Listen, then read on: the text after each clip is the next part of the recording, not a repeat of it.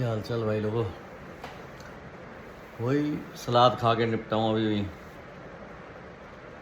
अब खा चुका हूँ, सलाद तो दिखा नहीं सकता, छिलके पड़े हैं, कहो तो दिखा दूँ।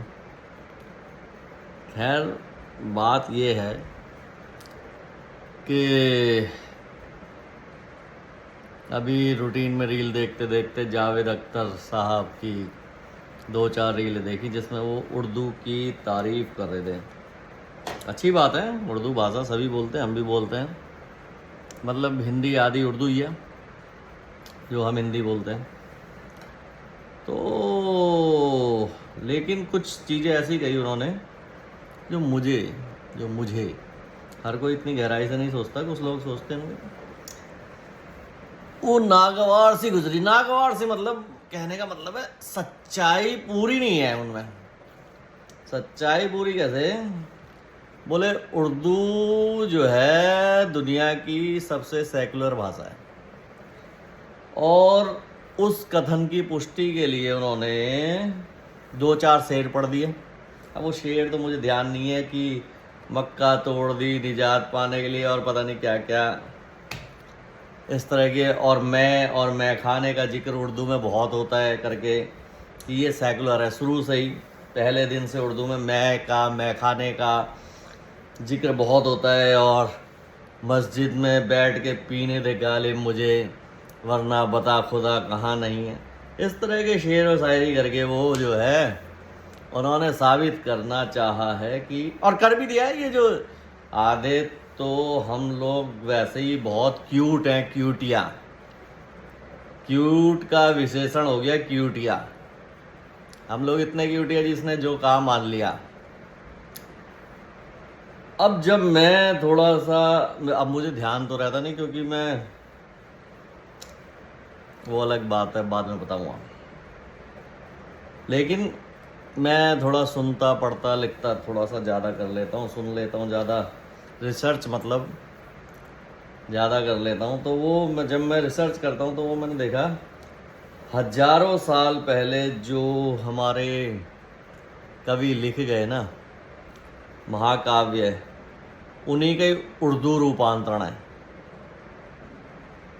उर्दू भाषा में जो शेर गए गए हैं वो उन्हीं के उर्दू रूपांतरण है, और कुछ नहीं है जो कहे गए। और फिर दूसरा, अपने भाई पान की दुकान थूक की दुकान माने जावेद अख्तर साहब, ओ सॉरी गलती से मिस्टेक हो गया मेरा, ऐसा नहीं बोलना चाहिए, बड़े लोग हैं, अच्छी बात नहीं। तो मैं इसके लिए माफ़ी मांगता हूँ, आई एम सॉरी। तो वो ये कभी नहीं कहते कि उर्दू इसलिए सेकुलर है क्योंकि ये भारत में हुई, ये भारतीय जुबान है। उनकी भाषा में जबान भारतीय जबान है, और क्यूटिया प्रदेश में क्यूटिया लोगों के साथ के लिए हुई, तो इसलिए ये सेकुलर है। कहीं और करके देखते ना तो वही होता तेरा मेरा रिश्ता क्या, और सर तन से जुदा, और ये वो, समझे नहीं बात को। तो आधा सच आधा झूठ, आधा सच क्या और झूठ क्या, मतलब ये लोग इतने खतरनाक होते ना पढ़े लिखे लोग, कि दूसरे को अपनी बातों के जाल में उलझा के कहीं भी फुसला देते हैं, बहला देते हैं। नहीं समझे?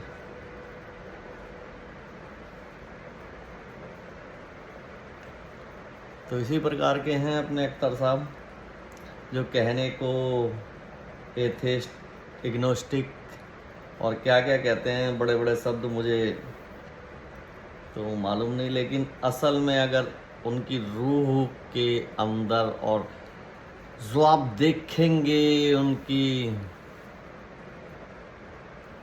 तरबियत, तरजियत, तालीम, तो आपको पता चल जाएगा कि उनके अंदर क्या रहता है, उनकी बातों का निष्कर्ष क्या है, उनका लब्बो लुआब क्या है। नहीं समझे?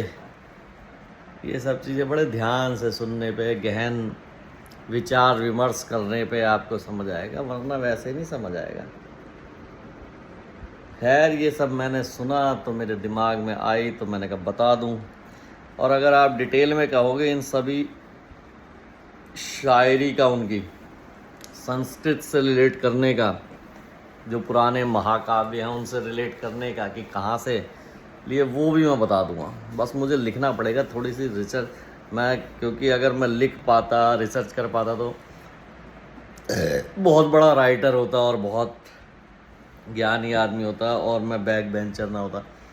लेकिन बैक बेंचर का एक ये बड़ा सा अच्छा वो भी होता है कि वो हर चीज़ को ना बड़े शॉर्ट फॉर्म में, जब मैं रफ कॉपी में लिखता था ना, नोटिंग करता था स्कूल में, तो बड़े शॉर्ट फॉर्म में उसको समराइज़ करके लिख लेता था जो भी क्लास में कराया जाता था।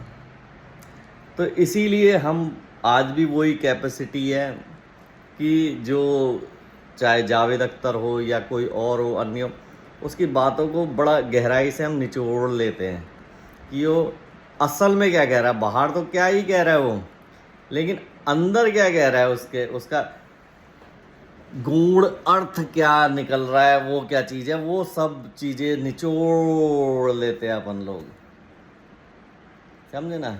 तो मैं अगर किसी को चाहिए तो वो मैं सारे तथ्य बता सकता हूँ, सब दे सकता हूँ, लेकिन थोड़ा सा मुझे उसके लिए फिर प्रिपेयर होना पड़ता है।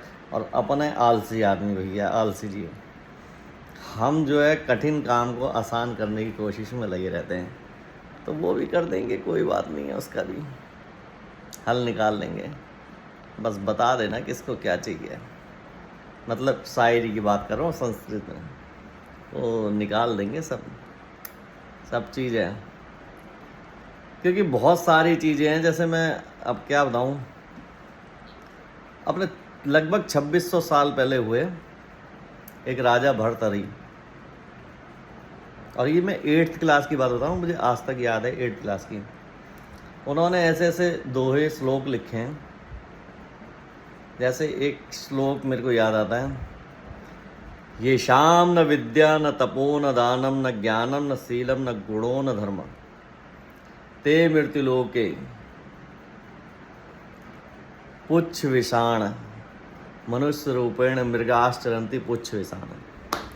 तो ये हो सकता है त्रुटि हो मेरे बोलने में लास्ट में कुछ भी, क्योंकि भैया 8th क्लास का श्लोक है, लेकिन मैं ये बता रहा हूँ इसी श्लोक को कई लोगों ने पढ़ के उसे संस्कृत में या कई भाषाओं में, नहीं मैं औरों की बात नहीं करूँगा अभी, जब कभी आएगी ना तो उनकी भी बात करूँगा, लेकिन उन्होंने अपने स्वरूप में उसे ढाल लिया। और ऐसे कई उन्होंने श्लोक लिखे संस्कृत में ही, मूर्ति पूजक के बारे में भी होगी, वो सब चीज़ें ये ढाल के उसे उस तरह से व्यवस्थित करके कर लिया जाता है। इसी का नाम तो पढ़ाई है, इसी का नाम तो इंटेलेक्चुअल है, जो दूसरे को क्वीटिया बना दे। तो थोड़ा विचार विमर्श करें, इसको देखें, है ना, समझें। बाकी जो चीज़ मुझे याद आती रहेगी, या पूछना है पूछ ले, कुछ याद आती रहेगी तो मैं खुद बताता रहूँगा।